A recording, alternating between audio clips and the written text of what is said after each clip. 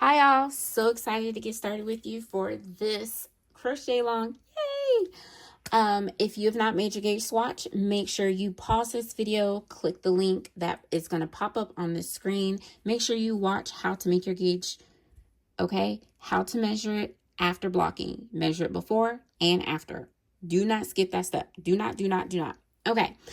Recap, this is Jewel Spun Ombre by Sidar in the color Rainbow Glow. It is a giant ball of beautiful, beautiful colors fading from pink to yellows to a coral.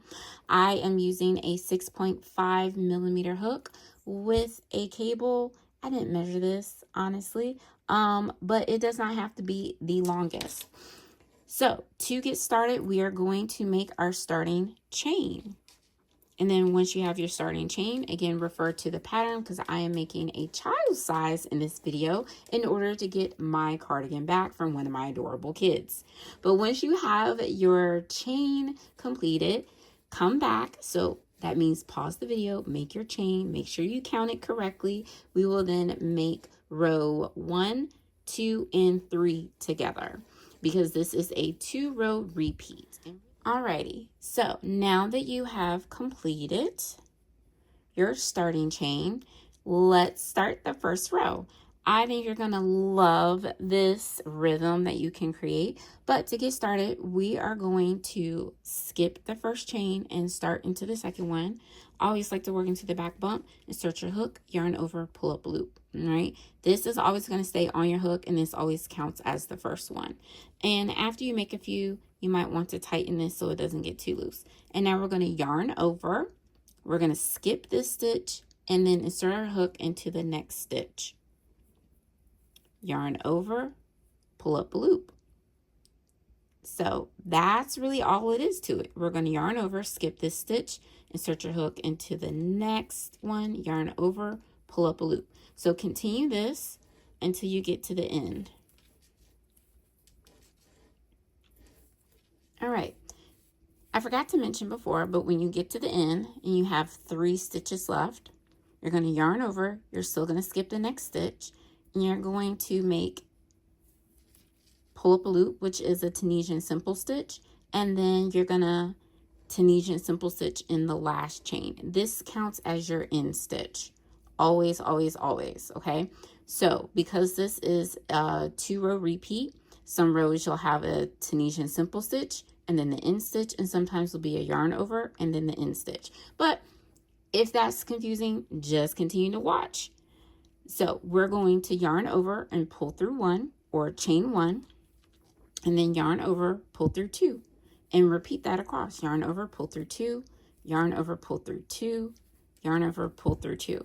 So now we're working on our return pass. And if you're new to Tunisian, it is always a 2-step process, okay?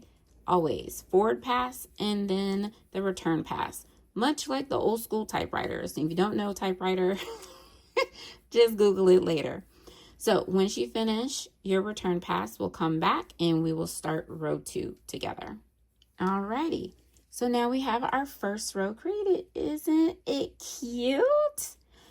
That's one reason why I love this stitch, is because you don't have to do a row of Tunisian simple stitch, which tends to curl. This does not. And you can just jump straight into the stitch pattern. So to start row 2, right? So let's review. This is technically our edge stitch, or I kind of like to think of it like the first stitch, edge stitch, right? This is a Tunisian simple stitch. This is that yarn over, which covers where we skipped. So we're going to be using a modified simple stitch. So for the next row, we're going to yarn over, we're going to skip this vertical bar, and we're going to insert our hook under the leaning vertical bar and the top loop of the chain and pull up a loop just like that. So let me show you that to you again. And if you watched the video for the tutorial, you're already familiar and you can keep working. But we're going to go under the leaning vertical bar, right?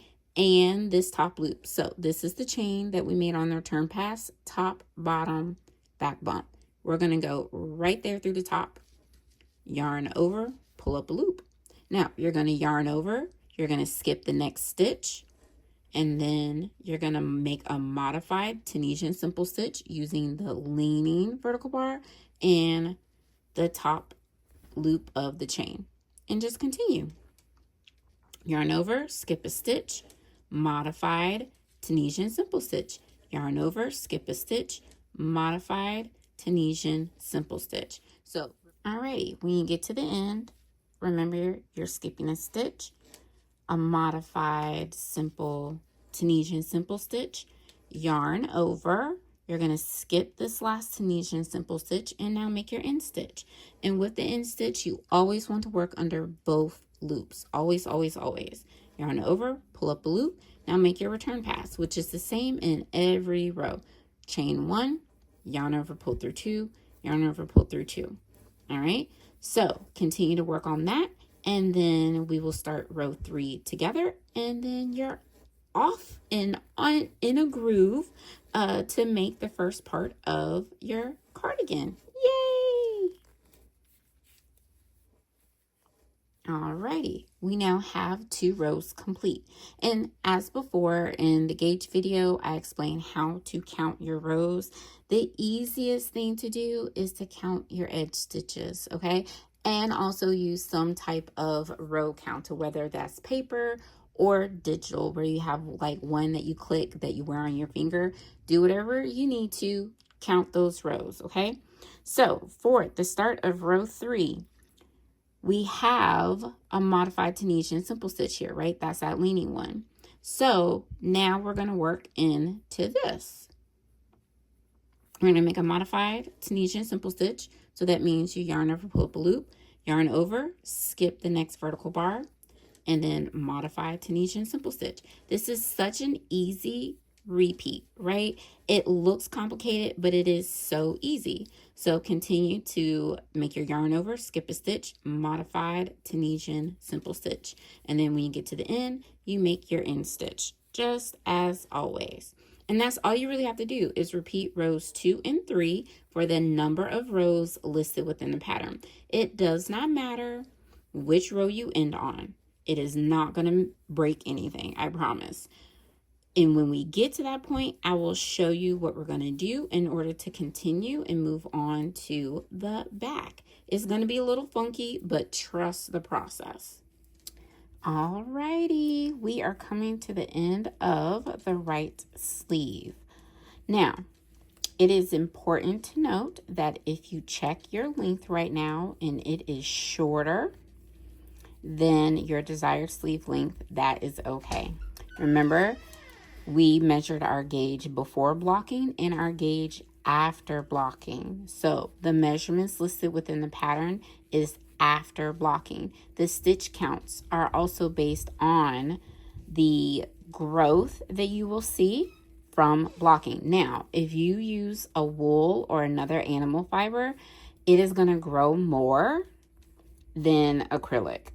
That is just the nature of the fiber. So that is something to keep in mind. If you don't want it to grow a whole lot, then maybe consider steam or wet blocking to the final measurement. That is the end of the sleeve. And in the next video, we are going to move on to the back. We are not frogging, but I will show you what we're going to do in order to then extend this way. So this is the sleeve coming this way. All right. So it may not make sense, but trust the process. All right. I'll see y'all in the next video. Keep stitching.